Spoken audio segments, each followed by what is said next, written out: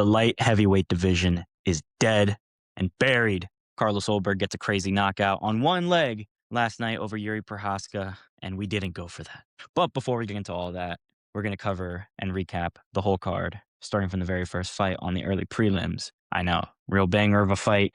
Charles Radke versus Francisco Prado. Not really much to say about this fight, really. I mean, Charles Radke implemented his game plan. He grappled the hell out of Francisco Prado, scored a takedown in every single round, outstruck him. But Francisco Prado just really had no answers for the grappling. And Charles Radke said our favorite F slur in his post-fight interview on Paramount Plus. Very brave man right there. A good win for Charles Radke. Phenomenally boring performance from him. Not really that bad, but I'm just being mean. We move on to the next fight, Kelvin Gastelum versus Vicente Luque. You fat bastard, Kelvin Gastelum, you sold my parlay. When I said in my recap video that it's easy to not take Kelvin Gastelum seriously because of how undisciplined he is and how horrible his diet is and all the times he's missed weight, and that he basically would have been out of the UFC at this point if it wasn't for that fight with Israel Adesanya giving him good graces with the UFC. Because, I mean, what the hell was that performance? He tried grappling Vicente Luque, which is like, okay. You would think that he would be, the shorter, stockier guy, that he would try to, I don't know, outspeed him and strike with him. But no, he decided to grapple with the jiu-jitsu black belt. And he ended up getting dropped by Vicente Luque. It's like, Jesus Christ. It's just all going bad for Kelvin Gastelum.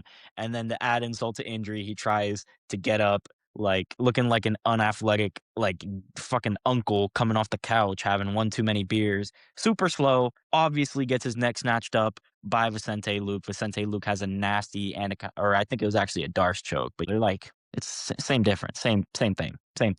So I think it was actually a Darce choke, but he has both a nasty Darce and a nasty anaconda. Yeah, man, I thought Kelvin Gastelum would have kept it on the feet and tried striking with him, but what are you going to do, right? Kelvin Gastelum really shits the bed here, and we're going to see that a lot this card. Spoiler alert. Chris Padilla versus Mikel Medeiros.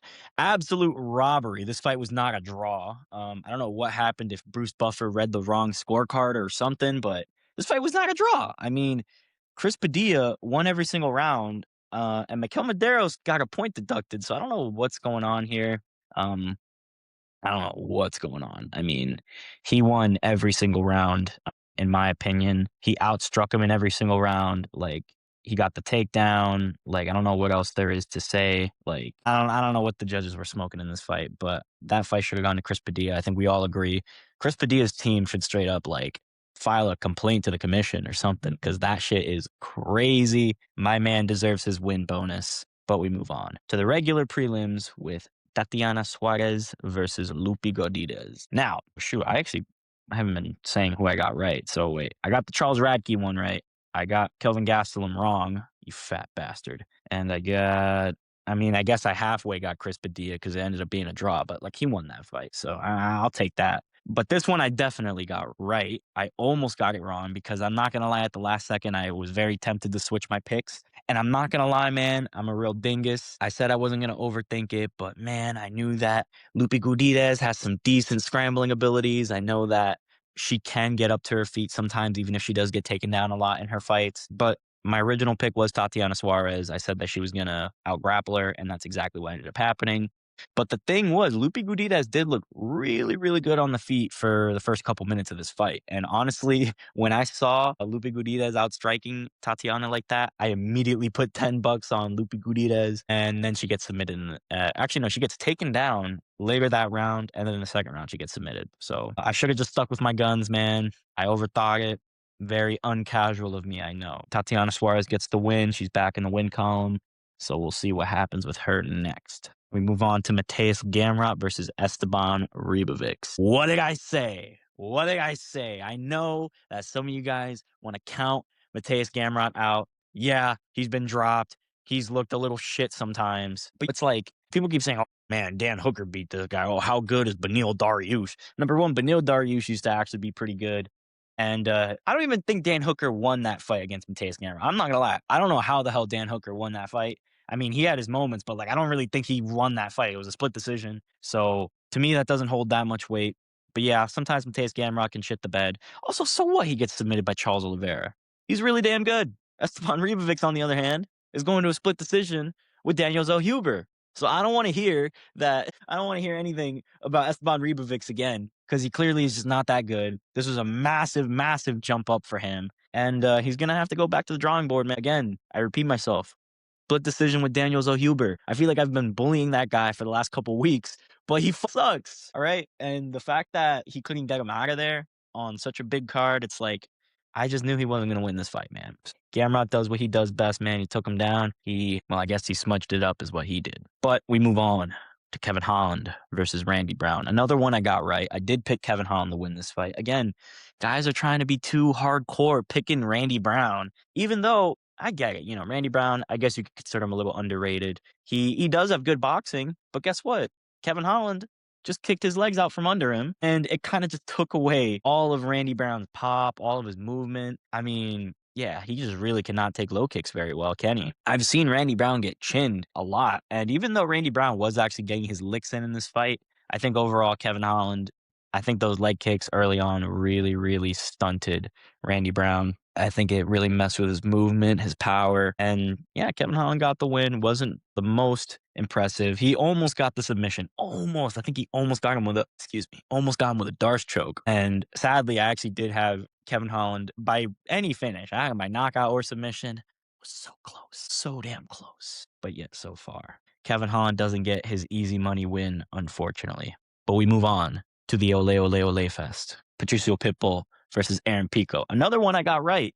This is another instance where guys were trying to be too hardcore, man. Picking Patricio Pitbull when he's just not that good. Like, he has a win over Dan Ige. And Dan Ige friggin' sucks, unfortunately. He's washed nowadays. And I think Patricio Pitbull is a little bit washed now, too. Yes, he was a former double champ. He has a hell of a chin. I'll give him that. That's what I said in my predictions video. I'll say it again. He has a hell of a chin because he was taking some nasty shots by Aaron Pico. But it actually was competitive for the first round. It was pretty close. I actually didn't really know how to score the first round because I thought Patricio Pitbull landed the better shots, but Aaron Pico also landed some good shots and he got the takedown. So it's like, first round was pretty close, but then once that second round started, man, it was absolute domination by Aaron Pico the whole way through. He was jabbing him up. Patricio Pitbull's face was all smashed up by the end of the fight. And that's really all there is to say. It's a good win by Aaron Pico. I'm glad I got this one right. And I'm happy to see where he goes. You know what? Let's give Aaron Pico Dan Ige, all right? Let's give... Actually, no, I think he would slime out Dan Ige. So who would you give Aaron Pico? Maybe Gigi Chikadze? I don't know. You can give him someone. We move on to the main card. Cub Swanson versus Nate the Train Landwehr. Just how shit is Nate Landwehr? Nah, I'm just joking. But Nate Landwehr is tough. I picked him because he was the younger guy. I thought that he was super, super tough. I thought that he was going to be able to survive. I bet for this fight to actually go to the distance because I'm like, dude, it's two old men. Yeah, Cub Swanson could be powerful in the first round, but Nate Landwehr is tough. He'll weather the storm. He'll kind of wake up a bit. And that's the thing with Nate Landwehr.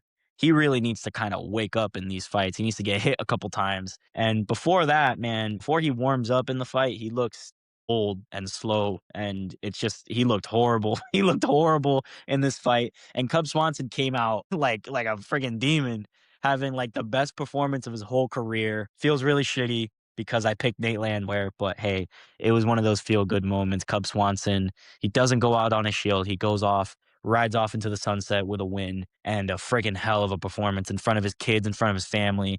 Got the fight package, which they also gave to Michael Chiesa. I mean, Swanson does deserve it. Michael Chiesa is like, all right, come on, we're just giving this to anyone nowadays. But yeah, feel good. So good for Cub Swanson. My brother was actually telling me, oh man, Cub Swanson, man, he shouldn't even retire, man. He still looks good. He could still, and I'm like, he might, I could see him beating some unranked guys. Honestly, he might be like low ranked. Actually, maybe. I mean, could he? He could probably beat a Gigi Chikadze, no? A Josh Emmett, maybe. But nah, he's already retired. Nate Landwehr, you could cut him. No, that's mean. But seriously, like he needs to fix up his style a little bit. He is like a sitting duck in the first round. And speaking of sitting ducks, we move on to the chinny chinsters themselves. Johnny Walker versus Dominick Reyes. This was a boring fight. I think we all could tell. I was watching this with one of my friends who was like one of those real hardcore kind of guys, and he was like, man, why is the crowd booing, man? It's like they're booing for nothing. Why are they booing? I'm like, because this fight sucked. It was basically just Johnny Walker. It's like, I said that Johnny Walker is trash, and the one thing that he has is good fundamental low kicks. He has great calf kicks because it's just the long frame of his just allows him to get those low kicks, and that's one thing I'll give to Eric Nicksick. Johnny Walker used to have a crazy wild style, and it was very entertaining, but he was susceptible to getting knocked out. He would get finished in brutal, goofy Looney Tunes fashion. And ever since he joined American Top Team, he kind of refined his style a little bit. But now he's just kind of boring. He just kind of sits there at range. He spams low kicks. And yeah, man, like this was a layup for Dominick Reyes, and he chose to just fight. Well, here's the thing. His leg got fucked up in the first round by those calf kicks. And it's like he just kind of let them. Like I feel like it this is like another theme of the card. It's like I feel like none of these guys actually watch tape. Or I don't know, maybe it's just a lot tougher to check the kicks when you're actually in the octagon. But he just, that Johnny Walker wants to low kick you. That's what he's been doing in his last 4 fights. So it's like what he wants, and you just let him. And then instead of, and I get it, his leg was fucked up, his movement was hampered, but instead of just fucking blitzing him, because Johnny Walker has such a terrible chin, you could legitimately just swing and blitz him, and I feel like you'd catch him and knock him out. But instead, he just started also trading low kicks. Like both of them were just low kicking each other the whole fight, and Dominick Reyes basically won it because he flung a couple of high kicks at least, and he landed a couple jabs, a couple of straights. Like just a boring fight, man. Horrible fight compared to Dominick Reyes' last performance in Miami, which I saw live. He hit Nikita Krylov with that nice friggin' Conor McGregor left check hook. It was beautiful. But I think it's time to realize that Dominick Reyes is just not that good in today's light heavyweight division. He just got slimed out by Ulberg, and Jiri would probably still beat him. A lot of these top guys would still just demolish Johnny Walker, or they would definitely demolish Johnny Walker. But Dominick Reyes as well. He should have finished this fight, honestly. Like it was all those low kicks, all the accumulated damage. You look back at Dominick Reyes' opponents as well, and it's like, yeah, he did get that 3-fight knockout streak after he got knocked out 3 times in a row, which was like a beautiful kind of Cinderella story to witness. But like you go back and look at those opponents, and it's like he fought Dustin Jacoby, where like he did really, really well in that fight. It should have been closer than it was, and he got the knockout. He fought Anthony Smith after his coach just died, and Anthony Smith just did the armadillo ball technique that he's known for. And he got Krylov after Krylov just way overextended. Although it was a great knockout, I'll give him that. And a good win. It was a good win. But yeah, man, Dominick Reyes will get slimed out by anyone in the top 5. Johnny Walker, he just needs to do something. I don't know, man. Because he's just not fun anymore, and he can't win anymore. What I mean, yeah, he beat Zhang Yang, but it's like he just landed a perfect low kick. Zhang Yang just buckled at the first low kick he took. So it's like, I don't know. I don't even know who Johnny Walker beats at light heavyweight. He should just move up to heavyweight. He's massive, right? Just bulk up and move to heavyweight, dude. Because at this point, heavyweight is better than light heavyweight at this moment in time, which is insane to say, because we were all talking shit about heavyweight, saying it's the worst division until a certain fight went down. Curtis Blaydes versus Josh Hockett. Fight of the night, easily. Fight of the year, probably. Fight of just the best fight in recent memory. Insane fight. Some people even going as far as to say this was not only the greatest heavyweight fight of all time, excuse me, but the greatest fight of all time, period. Right? Which is real big shoes to fill. But honestly, this fight was insane. I don't remember a time where I've seen a fight where there's literally constant action and just no breaks, all gas. It was a hell of a performance. I picked Curtis Blaydes to win, and sadly, he did not get the win. Because he was looking like a plotty plodster out there, man. I, for some reason, thought that Josh Hockett was going to try to wrestle. He was a wrestler in college. He actually has a wrestling match with Bo Nickel, which is very interesting. And yeah, he's just small. Like, he's small. He's basically like a fat, undisciplined middleweight. Like, I mean, he's 6 feet tall, not super tall for heavyweight. And he's like 230 pounds, and he's fat. He could easily cut down to he can make 205. He can make 205 right now. All right. He fixes his diet a little bit. He can easily make 185, but he might get demolished, honestly, because although he went out there and he basically just bum rushed Curtis Blaydes, it wasn't necessarily the most technical thing you've ever seen in your life. But I mean, he just went out there and he fought. Okay. It's like what DC said. These guys are just fighting. All right. And it made it so much better with all the shit that Josh Hockett was doing throughout the week, getting everyone's attention, being cringe, as some might say, but he got everyone's eyes on this fight and he friggin' delivered. And it was just great. Josh Hockett basically fighting because he already talked all this trash. It's like he can't lose. He's fighting in front of the president. And Curtis Blaydes already hates this man. And he's like, I'm not about to lose to a guy who's been saying all this goofy ass shit the whole week, running around with a lightsaber, being an absolute clown. And he was constantly flipping the bird throughout the whole fight, probably flipped the bird to Curtis Blaydes like 10 times. And it was just insane. From the very first second that the bell rung, Josh Hockett bum rushed Curtis Blaydes, hit him with some nasty ass shots, and I think that's what did Curtis Blaydes in for the rest of the fight because he got a lot of damage in that first minute, cut him open bad, but Curtis Blaydes hung in there, was landing shots of his own, but Josh Hockett has a hell of a chin, man. So does Curtis Blaydes. I mean, neither of them even got dropped, and yet they threw something like 300 combined strikes, like actually, no, I think it was 300 combined strikes in the whole fight. But for heavyweight, I mean, that's crazy. And yes, the pace did slow down a little bit in the third round, but it's a heavyweight fight. For a heavyweight 3-round fight, I don't think it gets any better than this. Truly, it really doesn't. Just an amazing fight. Josh Hockett, after that performance, is now going to be on the White House card fighting Derek Lewis, which is really interesting. Kind of like a step down, but like a step up as well, because Derek Lewis is definitely way more dangerous than Curtis Blaydes, but like who knows at this point in his career, you know what I mean?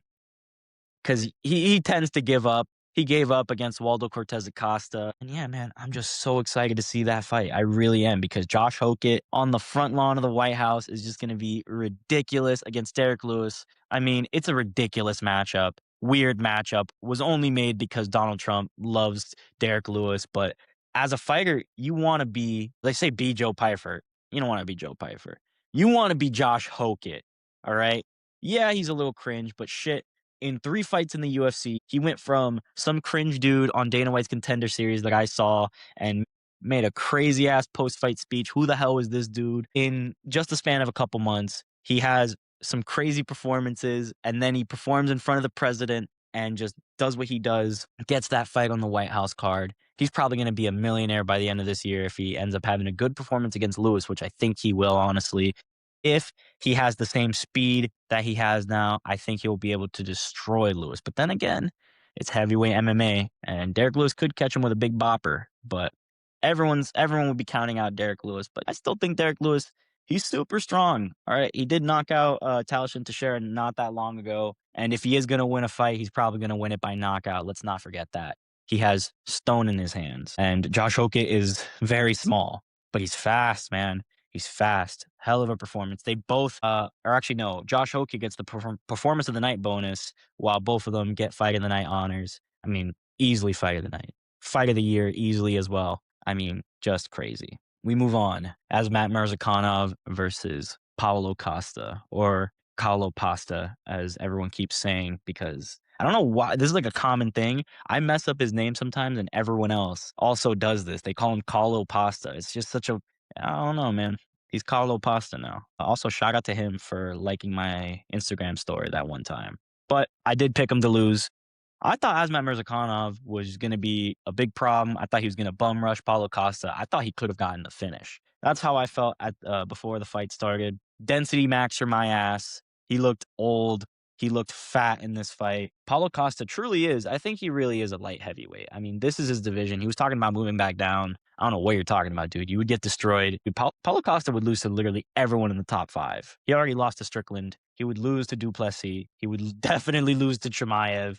Like, he loses to everyone in the top 5. So what's the point of going back down if you're already going to lose to those guys? Light heavyweights are clearly not as skilled. Way less skilled. And I even like his chances against Carlos Ulberg, man. Like, he looked really, really good.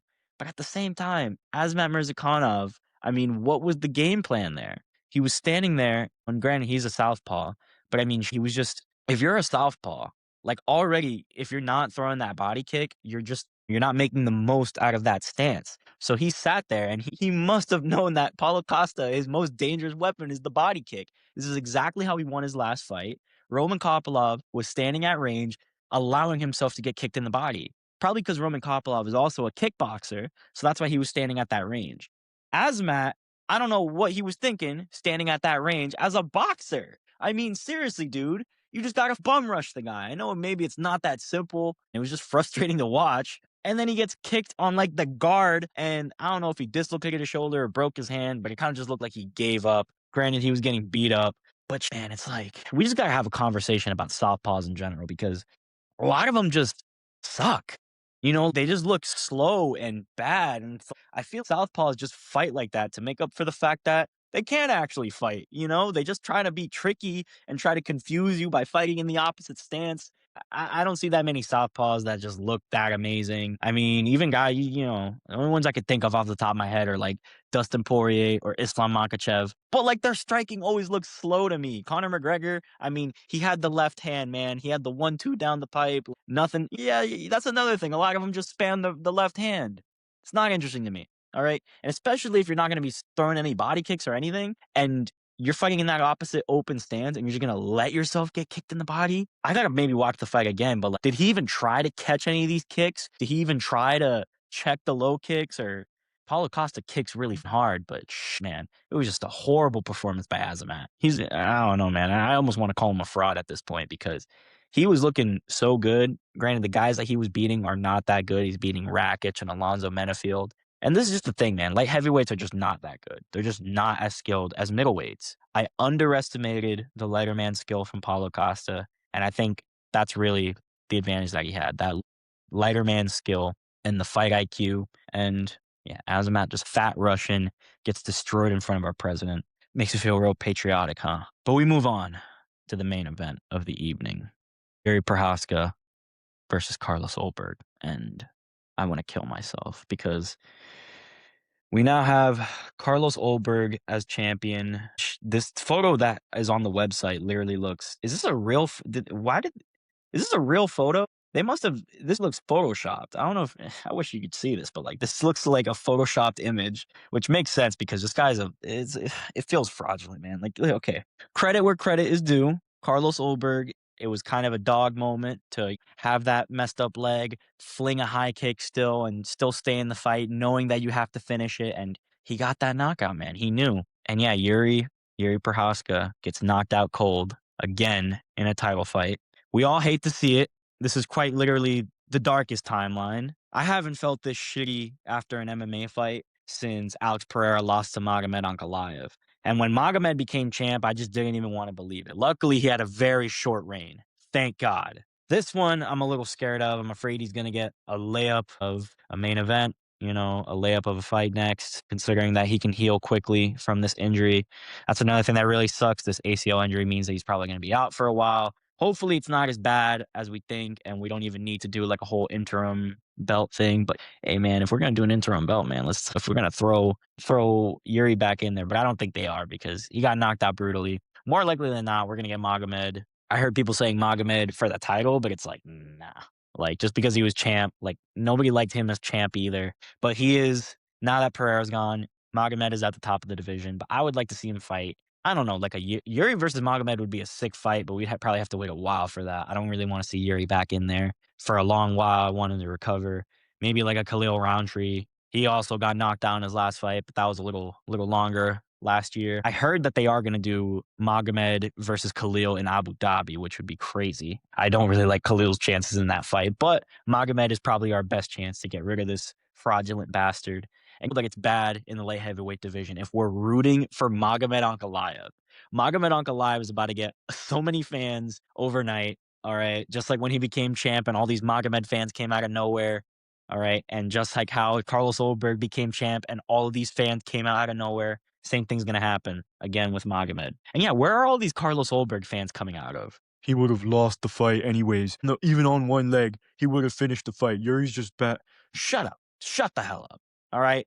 It was a Hail Mary. He was injured. He knew he had to finish the fight, landed a perfect left hook, check left hook. I'm disappointed in Jiri that he couldn't see it. I mean, Carlos probably feinted that left hook like 3 times before he actually threw it, but I digress. I was not the one in there. But I do understand I'm not super mad with Jiri because, I mean, I get it. I can kind of get it, man. In Yuri's samurai Guerrero mindset, like he can't just get an easy layup over an injured opponent. But I mean, he wanted to fight. The second that he saw that his leg was injured, he started pointing to the ground saying, come on, like, you got to go out on your shield. He wants to get that brutal knockout. And he doesn't just want to stomp on his knee, Khalil Roundtree style. Even though he could have, and he was still throwing low kicks, but he wasn't trying to completely fuck up the guy's knee. I wouldn't exactly say it was mercy. It was just he kind of got a little overconfident. He started playing around a little bit. And I kind of know what this feels like. I mean, I've sparred people before, or I've fought people in Thrill the Fight too. Shout out, great game. But when you're winning, sometimes you get a little cocky, you start playing around, you get caught. Like, this shit happens, and that's exactly what happened with Jiri. He didn't lock in for a little bit. He got overzealous, overconfident. He got caught. It happens in a fight. It's a dangerous sport. Anything can happen. It is what it is, man. I mean, Jiri has a super fun style, but sometimes his defense leaves something to be desired. I hear people saying his defense absolutely sucks, and it's gotten better is the thing. That's what really sucks is that in his defense in the Jamal Hill fight was incredible. He was over here like entering the matrix with his head movement. But it wasn't the case this fight, sadly. I mean, yeah, man, this is just the worst possible way it could have gone down because not only is the champion boring and nobody really likes him that much except for Kiwis and the girls that we invite over to the parties that says, oh my God, he's so hot. Those are really the only fans that he has because, yeah, nobody's happy with this result. And on top of that, he's injured. The guy that we all pretty much wanted to win got knocked out brutally again. He's been knocked out before. Now we're going to have to start questioning whether or not this will affect his chin in the future. He's been in a lot of fights. He's been in a lot of wars. He's taken so much damage that I'm just straight up worried for Jiri. I think already his chin is a problem. Getting caught, and I get it, Carlos, he's powerful, I guess. He's powerful. And yeah, it was a perfect left hook. But the way that Jiri buckled from just one single shot like that, I mean, I'm not sure if he could take damage the same way as he used to. But then again, it's like he was taking shots from Khalil. Khalil might not be as powerful, especially in the later rounds. Carlos Ulberg maybe just is that powerful. But yeah, just nobody wanted to see it go down that way. Hard to watch. This is truly the darkest timeline. And what's the darkest timeline when we're all rooting for Magomed? And we're all upset. Even my dog is upset. That's how you know it's bad, guys. Next week, we have a matchup in Winnipeg, Canada. Proper Mike Malott versus Gilbert Burns. I'm going to be making my predictions video later this week. So a like and a subscription would be appreciated. Stay notified on my next uploads. And yeah, I guess that's it.